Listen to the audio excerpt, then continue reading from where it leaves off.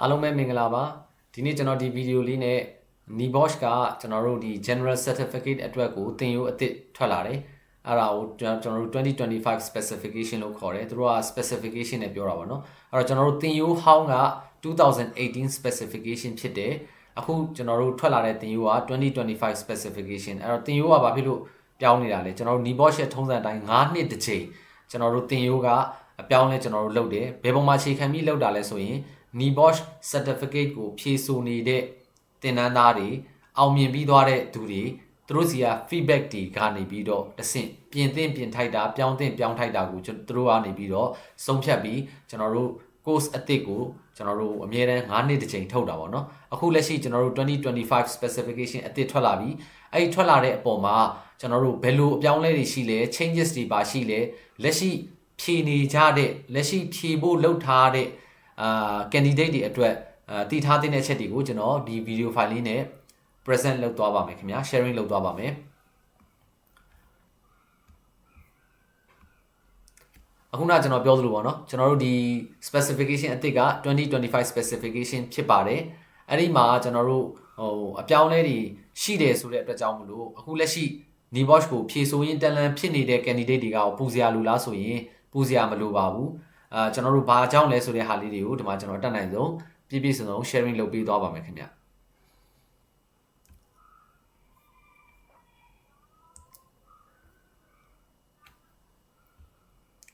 တော့ပထမဦးဆုံးအနေနဲ့ကျွန်တော်တို့ဒီ Nibosh မှာပြောင်းလဲသွားတာကဘာလဲဆိုလို့ရှိရင်ဒီ syllabus အသစ်မှာပေါ့နော်ပြောင်းလဲသွားတာက code လို့ပြောရမှာပေါ့code ဆိုတာဘာကိုပြောတာလဲဆိုလို့ရှိရင်ကျွန်တော်တို့အရင်တုန်းက International General Certificate IGC အဲ့ဒီကနေမှ International General IG IG1 IG2 စသဖြင့်ကျွန်တော်တို့အဲ့ code လေးရှိတာပေါ့နော်သူရဲ့အခေါ်အဝေါ်လေးတွေအဲ့တော့ကျွန်တော်တို့ဒီလက်ရှိအခုအသစ်ဖြစ်တဲ့2025 specification ရဲ့အခေါ်ကြတော့ GIC ဖြစ်သွားတယ်နော်အဲ့တော့ဒါကဘာမှကျွန်တော်တို့ဖြည့်ဆို့မဲ့ចောင်းသူចောင်းသားတွေအတွက် impact ကြီးကြီးမားမားမရှိဘူးအဲ့တော့ကျွန်တော်တို့ကအခု syllabus အသစ်နဲ့ register လုပ်လိုက်မယ်ဆိုရင်ကျွန်တော်တို့ရဲ့ဒီဖြည့်ဆို့မဲ့ဘာသာရပ်နှစ်ရက်က code number က GIC1 နဲ့ GIC2 ဖြစ်မယ်အဲ့တော့ GIC က General International Certificate ပေါ့ဗျာအဲ့ဒါမှာကျွန်တော်တို့အရင် specification အဟောင်းအတိုင်းပဲ GIC1 GIC2 ရှိမယ်အဲ့တော့ GIC1 ကကြတော့ကျွန်တော်တို့ element 1 2 3 4အရင်တိုင်းပဲဘာမှသိများများဆဆ changes မရှိဘူး GIC2 ကလည်းကျွန်တော်တို့ risk assessment ပိုင်းကိုelement 5 to element 11အထိပေါ့နော်အဲ့တော့ခြုံပြီးပြောရမယ်ဆိုလို့ရှိရင်သင်ရိုးညွှန်းတမ်း syllabus အားဖြင့်ကျွန်တော်တို့ major changes မရှိပါဘူးကျွန်တော်အခုမကြသေးခင်ကဒီ international certificate ကိုဖြည့်ဆို့ခြင်းတဲ့ညီငယ်တယောက်ကနေပြီးတော့မေးတယ်ဒီလိုမျိုးသင်ရိုးအသစ်ပြောင်းသွားပြီပေါ့နော်အဲ့တော့ပြောင်းသွားပြီဆိုတော့သင်ရိုးအသစ်2025 specification စာအုပ်ကထွက်မလာသေးဘူးအခုလက်ရှိ2018 specification စာအုပ်နဲ့ study လုပ်ပြီးတော့ကြိုပြီး preparation အတွက်ပြင်ဆင်ထားမယ်ဆိုရင်အပြောင်းလဲတွေဖြစ်သွားနိုင်လားဆိုတော့အဲ့ဒီမိကုန်းကိုတူနဲ့ဒဲ့ဖြေရရင်ဘာမှပြဿနာမရှိဘူးစာအုပ်အဟောင်းနဲ့ကျွန်တော်တို့ study လုပ်ပြီးဖြေဆိုလို့ရပါတယ်ဒီ syllabus အပေါ်မှာသင်ရိုးပေါ်မှာကြီးကြီးမားမား significant changes မရှိဘူးလို့အတီလင်းပြောလို့ရပါတယ်เนาะဒါကတပိုင်းပေါ့အဲ့တော့ကျွန်တော်တို့ဆက်ပြီးတော့ကျွန်တော်တို့ကြည့်ရအောင်အဲ့တော့အဓိကပြောင်းလဲသွားတာကဘယ်မှာပြောင်းလဲသွားတာလဲဆိုလို့ရှိရင်ဒီ GIC2 ပေါ့เนาะအရင် old syllabus old specification မှာတော့ခေါ်တာက IG2 ပေါ့အခုကျွန်တော်တို့က GIC2 ပေါ့เนาะအဲ့ဒီမှာတိတိတသားပြောင်းလဲချက်လေးတွေရှိတယ်အဲ့ဒါဘာလဲဆိုလို့ရှိရင်အရင်တုန်းကကျွန်တော်တို့ဒီ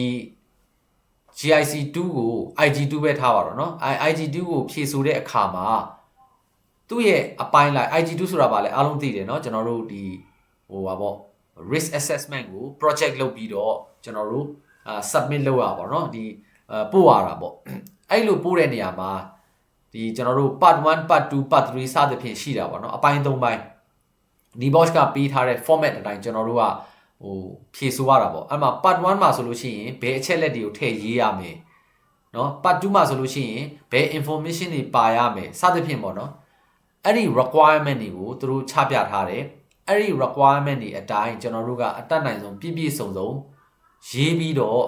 သူတို့ကို submit လုပ်ရတယ်အဲ့မှာသူတို့ samuel အမှတ်ချစ်ပြီးတော့ကိုယ့်စီကိုပြန်လာလို့ရှိရင်ဘယ်အပိုင်းကတော့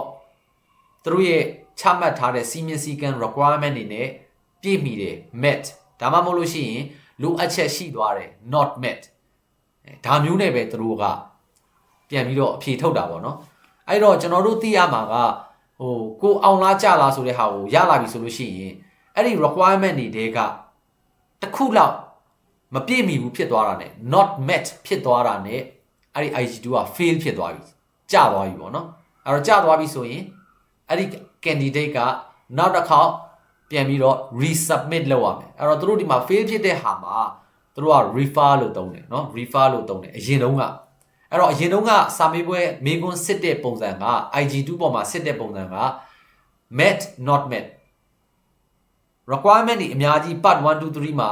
တနေရာမှာ not met ဖြစ်သွားတာ ਨੇ ကျသွားပြီဒါကအရင်အဟောင်းပုံစံအဲ့ဒါမျိုးမရှိတော့အခုကကျွန်တော်တို့အမှတ်ပေးစနစ်နဲ့သွားမှာအမှတ်ပေးစနစ်ဆိုတာကကျွန်တော်တို့ part 1မှာဆိုလို့ရှိရင်ဘယ်အပိုင်းကိုဘယ်နှမှတ်ပေးတယ်ဘယ်အပိုင်းကိုဘယ်နှမှတ်ပေးတယ်ကျွန်တော်ရှေ့လာမယ့် slide မှာလည်း sharing လုပ်သွားပါမယ်အဲ့တော့အဲ့ဒီ IG2 risk assessment သူပေးထားတဲ့ format တစ်ခုလုံးမှာအမှတ်တွေခွဲပြီးပေးထားတာကအားလုံးပေါင်းပေါင်းလိုက်ရင်အမှတ်100ဘူးရှိမယ်အဲ့ဒီ100မှာကိုက60ရအောင်ဖြည့်နိုင်တယ်ဆိုရင်အမှတ်60နဲ့အထက်ရအောင်ဖြည့်နိုင်တယ်ဆိုရင်အောင်ပြီအဲ့တော့တနည်းအားဖြင့်ပြောရမယ်ဆိုလို့ရှိရင်ကျွန်တော်တို့ IG2 ကအရင်တုန်းကပိုခက်တယ်လို့တော့ပြောလို့ရတနေရာမှာ not met သူချမှတ်ထားတဲ့စီးမြင့်တွေကိုမပြည့်မီဘူးဆိုတာ ਨੇ အရင်တော့ကြာပြီအခုကကျွန်တော်တို့အမှတ်100ပေးတဲ့ပုံမှာ60တနည်းအားဖြင့် 60% ဖြည့်နိုင်တယ်အမှတ်ယူနိုင်တယ်ဆိုရင်အောင်ပြီเนาะအဲ့တော့ကျွန်တော်တို့တနေရာလောက်မှာလစ်ဟာသွားတာ ਨੇ ကြားတယ်ဆိုတာမဟုတ်တော့ဘူးဒါကအရန်ကိုခက်ခဲလွန်းတယ်လို့သူတို့သုံးသပ်တဲ့အတွက်ကြောင့်မလို့ဒီလိုလေးသူတို့ marking scheme မှာပြောင်းထားတယ်အမှတ်ပေးစနစ်မှာပြောင်းထားတယ်အဲ့ဒါဝမ်းသာစရာသတင်းကောင်းပဲကျွန်တော်တို့ဒီ Nibosh ဖြည့်စုမဲ့သူတွေရဲ့ဝမ်းသာစရာဟိုပါပေါ့နော်ဟို changes တစ်ခုပဲနောက်တစ်ခုကကျွန်တော်တို့ hazard category 5ခုလိုအပ်မယ်အဲ့ဒီ hazard category 5ခုကိုရွေးပြီးတော့အဲ့သူ့အောက်မှာကျွန်တော်တို့ hazard description ဒါတွေကိုကျွန်တော်တို့ Nibosh certificate ကိုဖြည့်မဲ့ candidates တွေနားလည်အောင်နော်ကြည်နေအောင်ပေါ့နော်ဂဂနနာသိအောင်လုပ်ထားဖို့လိုတယ် hazard category ဆိုတာဘာလဲ hazard ဆိုတာက hazard description ဆိုတာဘယ်လိုရေးရလဲအဲ့ဒါတွေမသိရင်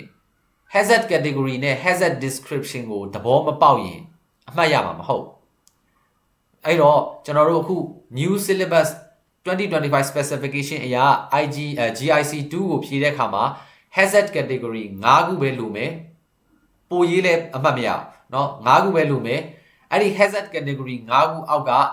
hazard description 10ခုကျွန်တော်တို့ရှာပေးရမယ်ရေးပေးရမယ်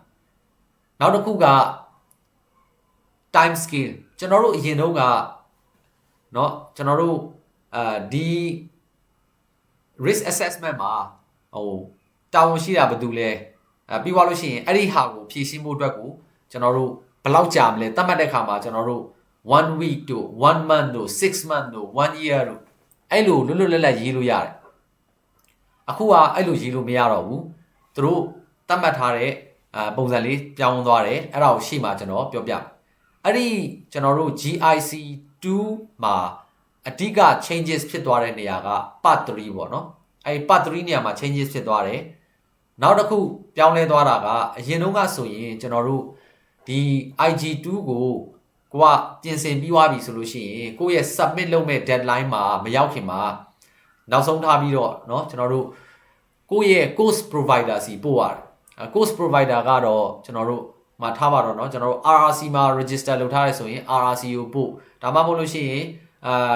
နောက်ညီမငယ်တယောက်ကကျွန်တော်တို့ STudis နဲ့ကျွန်တော်တို့ register လုပ်ပြီးတော့ study လုပ်နေတယ်ဆိုရင်သူ့ရဲ့ learning partner ဖြစ်တဲ့ STudis ကိုပို့အဲ့လိုပို့ရပါတော့အခုတော့အဲ့လိုမဟုတ်တော့ဘူး Nibosh ကို direct ပို့ရမယ်လို့ကျွန်တော်တို့အပြောင်းလဲထဲမှာ one of the changes အနေနဲ့တွေ့ရတယ်Nibosh ကို direct ပို့ရမယ်ပေါ့နော်အဲ့ အဲ့တော့ learning partner တွေကသူတို့ဝန်ပေါ်တာပေါ့နော်ပျော်တာပေါ့Nibosh ကို direct ပို့လို့ရှိရင်ဘာဖြစ်မလဲ Nibosh ကို direct ပို့တော့စဉ်းစားကြည့်လေနော်တကဘာလုံးက candidate တွေကဝိုင်းပြီးတော့ Nibosh ကိုပို့တဲ့အခါမှာ marking လုပ်တဲ့အခါမှာနည်းနည်းအရင်အထက်တော့ပိုကြသွားမှာပေါ့အဲ့တော့ပိုကြတယ်ဆိုတော့အရင်ကြီးမဟုတ်ဘူးကျွန်တော်တို့ within 60 working days မှာကျွန်တော်တို့ဖြည့်ထားတဲ့အဖြေလွှာရဲ့အောင်နေကြတဲ့ result ကိုရမယ်လို့ပြောထားတယ်အရင်တော့50 working days နေတယ်เนาะအဲ့တော့10ရက်လောက်ပဲပိုကြသွားလိမ့်မယ်ပေါ့နော်ဒီဟာလေးတွေကတော့အပြောင်းအလဲလေးတွေပါအဲ့တော့ဒီအဓိကကပြောင်းလဲသွားတာဘယ်မှာပြောင်းလဲသွားလဲဆိုလို့ရှိရင်ဒီ GIC2 ပေါ့နော်အဲ့ဒီမှာပြောင်းလဲသွားတယ်ကျွန်တော်တို့ခုနကIG1 လို့ခေါ်တဲ့အရင်တော့ IG1 ခေါ်တယ်အခု GIC1 ပေါ့နော်GIC1 ကတော့ဘာမှ major changes ပြောင်းလဲမရှိဘူးကျွန်တော်တို့24 hours အတွင်းမှာကျွန်တော်တို့ပေးထားတဲ့ scenario based exam question ကိုလုပ်ရမှာပေါ့နော်အဲ့ဒါကိုပို့ရမယ်ဆိုတော့ IG1 အနေနဲ့ပြောရမယ်ဆိုရင် GIC1 အနေနဲ့ပြောရမယ်ဆိုလို့ရှိရင်ဘာမှ changes မရှိဘူးပြောင်းလဲသွားတာ GIC2 ပေါ်မှာပဲပြောင်းလဲသွားတယ် Okay အဲ့တော့ GIC2 ပေါ်မှာပြောင်းလဲသွားတဲ့ဟာမှာကျွန်တော်ဒါလေးကို sharing လုပ်ချင်တာကအခုဒီမှာပေါ့နော်ကျွန်တော်တို့ဒါအခုလက်ရှိဖြေဆိုနေတဲ့သူတွေလည်းသိမယ်ပေါ့နော် candidate တွေသိမယ်ပေါ့ဒီဟာကကျွန်တော်တို့ Nibosh ကပေးထားတဲ့ risk assessment format specification 2025အသစ်အဲ့တော့ revise လုပ်လိုက်တယ်အဲ့ဘေးနားမှာကြည့်ပါအောင်ဗျာကျွန်တော်တို့ဘေးနားမှာကျွန်တော်တို့မှာနော်ဟို 1.1 1.2 1.3 အဲ့ဘေးနားမှာတွေ့လား1တို့2တို့ခွင်းစာခွင်းပိတ်လေးနဲ့အဲ့ဒါလေးတွေကပေးတဲ့အမှတ်ကိုပြောတာပေးတဲ့အမှတ်အမှတ်ပေးစီးမြင့်ပေါ့နော်အဲ့မှာကိုကnumber of workers and typical roles အဲ့ဒါတွေကိုဖြေနိုင်ရင်တစ်မှတ်ရမယ်နော် description of the area or process to be included in the risk assessment အဲ့ဒီအကြောင်းကိုကျွန်တော်တို့ပြောမယ်ဆိုရင်နှစ်မှတ်ရမယ်အဲ့တော့ကိုကဘယ်နေရာမှာကိုအားစိုက်ပြီးလုပ်ရမလဲအမှတ်ကိုများများယူမယ်ဆိုရင်ဒါလေးတွေကိုကြည့်ပြီးတော့ကျွန်တော်တို့လုပ်လို့ရတယ်ဒါက risk assessment format အသစ်နော် Okay အခုနက hazard category အကြောင်းကိုလည်းကျွန်တော်တို့သူတို့ပြထားပြီးတယ်เนาะ hazard category ဆိုတာကကျွန်တော်တို့ hazard description နဲ့မတူဘူးအဲ့တော့ hazard category ကိုအရင်တော့ဆိုလို့ရှိရင်ကျွန်တော်တို့ကရေးတဲ့နေရာမှာနည်းနည်းတိုင်ပတ်တယ်အခုတိုင်ပတ်เสียမလို့ဘူးသူတို့ကနေပြီးတော့အမှဟို Nibosh website မှာတွားကြည့်ရင်လည်းရတယ်ကျွန်တော်ဒီ YouTube video ရဲ့ description မှာလည်းကျွန်တော်ဒီ document လေးတွေကိုဟိုပါเนาะဟို instantly access လုပ်လို့ရအောင်ကျွန်တော် link လေးတွေထည့်ပေးသွားမယ်เนาะအဲ့တော့ဒီသူတို့ပေးထားတဲ့ guideline မှာ hazard category မှာဒီမှာ22ခုရှိတယ်အဲ့22ခုတွေကကိုရဲ့ဒီ project ကိုရွေးလိုက်တဲ့ workplace အဲ့ဒီ workplace မှာရှိတဲ့ hazard category 5ခုပဲဒီ risk assessment တွေမှာရေးပေးစရာလိုမယ်เนาะ hazard category က5ခုဆိုပေမဲ့ total number of hazard description အပြင်ပြောရင်10ခုရှိရမယ်เนาะအဲ့တော့ hazard category ကလည်းကျွန်တော်တို့ဒီထဲမှာကြည့်ပြီးတော့ဟိုရွေးလို့ရတာပေါ့เนาะ hazard category ကကျွန်တော်တို့ဟိုဘာရေးရမှလဲမသိဘူးဖြစ်နေတဲ့ညီငယ်ညီမတွေငယ်တွေအတွက်ဒါ reference ကောင်းတစ်ခုပဲပေါ့เนาะ Okay နောက်တစ်ခုကဒါက risk assessment ရဲ့part 2ပေါ့เนาะအဲ့ part 2 risk assessment format အသစ်အဲ့ဒီမှာကြည့်လို့ရှိရင်ဟိုအခုလက်ရှိ candidate တွေဆိုရင်တော့သိမှာပေါ့เนาะလက်ရှိ candidate တွေရဲ့ format ကဒါမျိုးမဟုတ်ဘူးနည်းနည်းကွဲပြားနေလိမ့်မယ်ဒီ format အသစ်မှာဘာပါလာလဲဆိုရင် hazard category နဲ့ hazard description ကိုခွဲပြီးတော့သူကformat လေးလုပ်ပေးထားတယ်အဲ့တော့ hazard category ကိုကျွန်တော်တို့ရေးနိုင်ရင်မှန်မှန်ကန်ကန်လုပ်နိုင်ရင်ခုနတစ်ခုစီဆိုတော့5ခုပါမယ်ဆိုတော့5မှတ်ရမယ် hazard description ကိုရေးတဲ့အခါမှာ10ခုကိုမှန်မှန်ကန်ကန်ရေးနိုင်မယ်ဆိုရင်10မှတ်ရမယ် hazard category နဲ့ hazard description မှန်ရုံနဲ့15မှတ်ရနေပြီเนาะနောက်တစ်ခုကအဲ့ဒီ hazard category နဲ့ hazard description တစ်ခုချင်းစီမှာကျွန်တော်တို့က who might be harmed ဘယ်သူတွေကိုimpact ရှိမလဲပေါ့เนาะဘယ်လိုရှိမလဲ how could they be harmed အဲ့ဒါတွေကိုပြည့်ပြည့်စုံစုံရေးနိုင်မယ်ဆိုရင်ဒီအဲ့ဒီ hazard description 10ခုအတွက်ကို10မှတ်စီရမယ်ဆိုတော့အမှ20ရမယ်เนาะအဲ့တော့ကျွန်တော်တို့ကဒီမှာအမှတ်ပေးစီးမြင့်လေးတွေလည်းသူကပေးထားတယ်ဘယ်နေရာမှာကိုရအောင်အမှတ်ယူမယ်ဆိုတဲ့ဟာကိုတည်တည်ချာချာစူးစမ်းပြီးတော့ကျွန်တော်တို့အရင်အထက်ပို့ပြီးတော့ရှင်းရှင်းလင်းလင်းကျွန်တော်တို့မြင်သာထင်သာနဲ့ကျွန်တော်တို့ဒီဟာကို project ကို prepare လုပ်လို့ပိုကောင်းသွားမယ်ပေါ့နော်နောက်တစ်ခုကဒီမှာဟိုပါပေါ့နော် existing control measures အဲ့မှာသူတို့ခေါ်သွားတော့ what you already doing to control the risk ပေါ့နော်အဲ့ဒီအပိုင်းနဲ့ နောက်တစ်ခုက further action လို့ခေါ်တယ်အဲ့ဒါကကြတော့ additional control measures ပေါ့အဲ့ဒီနှစ်ပိုင်းကိုပြည့်စုံရေးပေးနိုင်မယ်ဆိုရင်အမှတ်20ရနောက်တစ်ခုက who needs to be carried out အဲ့ဒီအပိုင်းကိုတော့ယုတ်တိရှိဖို့လိုတယ်ဘယ်သူကဒီကိစ္စကိုဒီ risk ကို control လုပ်ဖို့ဒီ action ကို account ထဲပေါ်ဖို့ implement လုပ်ဖို့ဘယ်သူမှတောင်းမရှိတာလေအဲ့ဒါတွေကfacility manager ဖြစ်ရင်ဖြစ်မယ် OIM ဖြစ်ရင်ဖြစ်မယ်offshore installation manager ဖြစ်ရင်ဖြစ်မယ်ဒါမှမဟုတ်လို့ရှိရင် project manager ဖြစ်ရင်ဖြစ်မယ်ဒါ head of department head of department နေရာမှာထားပါတော့ကျွန်တော်တို့ finance manager ဖြစ်ရင်ဖြစ်မယ် HR manager ဖြစ်ရင်ဖြစ်မယ်အဲ့ဒါကယုတ်တိရှိဖို့ပဲလိုတယ်သူတို့အမှတ်မပေးဘူးအမှတ်မပေးဘူးဆိုပြီးတော့ကျွန်တော်တို့တရားကိုဘာမှမထည့်ပဲ blank သွားပေးရင်တော့အမှတ်ရမှာမဟုတ်ဘူးfail ဖြစ်သွားနိုင်တယ်ဘာကြောင့်လဲဆိုလို့ရှိရင်ပြည့်စုံဖြည့်ပေးရမယ်အမှတ်မပေးတော့ညာလေကျွန်တော်တို့ဒီဟာကိုယုတ်တိတန်အောင်သူ့ရဲ့ designated ဘယ်သူကိုအလုပ်ခိုင်းပါလဲဆိုတဲ့ဟာကို allocate လုပ်ပေးရမယ်နော်သတ်မှတ်ပေးရမယ်နောက်တစ်ချက်ကအချိန်ဘယ်လောက်ကြာယူမှာလဲဆိုတဲ့ဟာအဲ့ဒီဟာပေါ်မှာတော့အမှတ်ပေးတယ်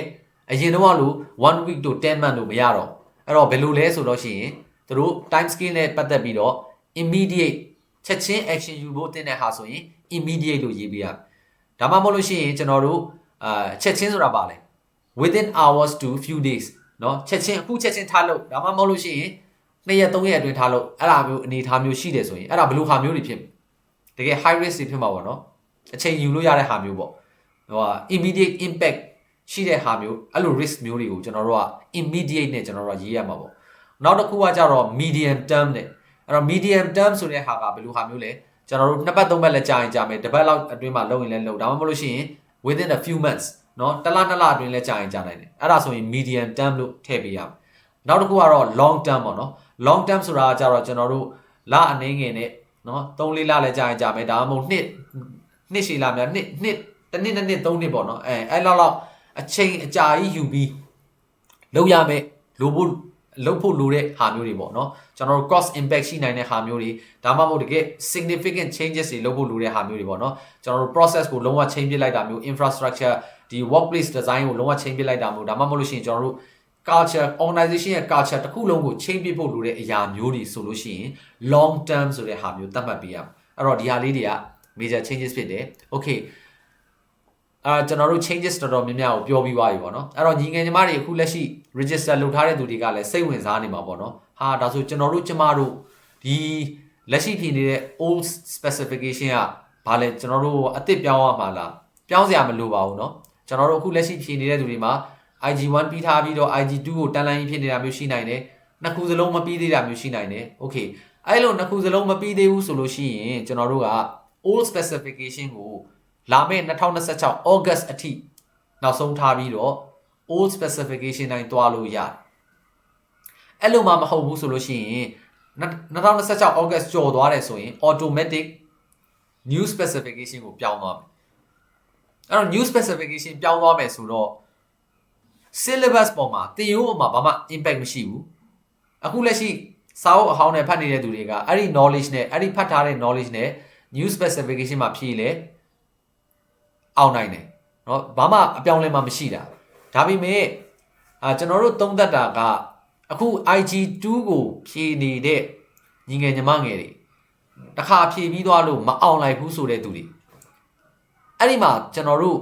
ကိုယ့်ရဲ့အဖြေလွှာမှာဘာမအောင်တာလဲဆိုတာတွေ့လိမ့်မယ် not met တွေများကြီးဖြစ်နေတယ်ဆိုရင်သူတို့ပေးထားတဲ့ requirement တွေကိုမပြည့်မီတဲ့နေရာတွေများနေတယ်ဆိုရင် not met တွေများနေတယ်ဆိုရင်ပိုကောင်းတာကကိုယ့်ရဲ့ course provider ကို request လုပ်ပြီးတော့ IG2 ကို new specification နဲ့ပြောင်းလိုက်တာပိုကောင်းလိမ့်မယ်။ဘာကြောင့်လဲဆိုရင် not met တွေများနေပြီဆိုတဲ့ကကျွန်တော်တို့ရဲ့ project တစ်ခုလုံးဒီပါကိုပြန် rewrite လုပ်ရမှာ revise ပြန်လုပ်ရမှာ။အဲ့တော့လုပ်ရမယ်ဆိုတော့ old syllabus ရဲ့ marking scheme ကပို့ပြီးတော့ strict ဖြစ်တယ်။တနေရာမှာ not met ကြံခဲ့တာနဲ့ not met ထိတာနဲ့ကြောက်ဖို့များတယ်။ new specification ကိုကျွန်တော်တို့အစာဆုံးပြန်ရေးရမယ့်တူတူ new specification ကိုပြောင်းလိုက်တာကအမှတ်ပေးစီးမြင့်ကပို့ပြီးတော့ခြောင်တယ်လို့ယူဆကြရှိတယ်100မှာ60ရလို့ရှိရင်အောင်ပြီเนาะ okay အဲ့တော့ကျွန်တော်တို့ကကြံပေးချင်တာကကြားတဲ့ညီငယ်ညီမတွေ IG2 ကိုယ့်ရဲ့အဖြေလွှာကိုကြည့်လိုက် not met တွေများနေတယ်ဆိုရင် new specification ကိုပြောင်းဝင်တောင်းလိုက် အဲ့ဒါဆိုလို့ရှိရင်ကျွန်တော်တို့က project ကိုအသစ်ပြန်လုပ်လိုက် new specification နဲ့တွားတဲ့အပေါ်မှာကျွန်တော်တို့အောင်ဖို့ chance ပိုများလိမ့်မယ်เนาะဒါကတစ်ခုပေါ့เนาะအဲ့လိုမှမဟုတ်ဘဲနဲ့ကျွန်တော်တို့ကြားတာတော့ကြားတယ် not match ကတနေရာထဲမှာထိတယ်ဆိုရင် new specification ကိုမပြောင်းနဲ့အဲ့ဒီ not match ထိတဲ့ area လေးကိုပဲ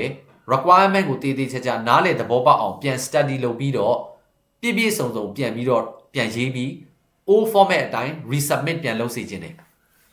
ပေါ့နော်အဲ့တော့ကျွန်တော်တို့ဒီ new specification က January 9 ရက်နေ့ကနေပြီးတော့ကျွန်တော်တို့စတယ်update လုပ်တယ် 2nd February 2026မှာစပြီးတော့ကျွန်တော်တို့ launch လုပ်တယ်စပြီးသင်ပြီပေါ့နော်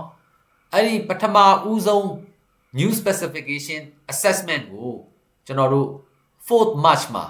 စပြီးတော့ကျွန်တော်တို့စစ်လိုက်မယ်စစ်မယ်ဆိုတော့ old specification ကလည်းစစ်နေမှာပဲเนาะ old specification အတိုင်းစစ်နေမယ် August အထိเนาะအဲ့တော့ new specification က4ရက်နေ့ March မှာစပြီးတော့ first assessment စမယ်ခုနကပြောတဲ့ကျွန်တော်တို့ final assessment ပေါ့เนาะ2018 specification တွေကိုလာမဲ့ဟိုပါပေါ့ကျွန်တော်တို့ August လအထိကိုကျွန်တော်တို့ assessment ကို submit လုပ်လို့ရမယ်ဆိုတဲ့ဟာလေးကျွန်တော်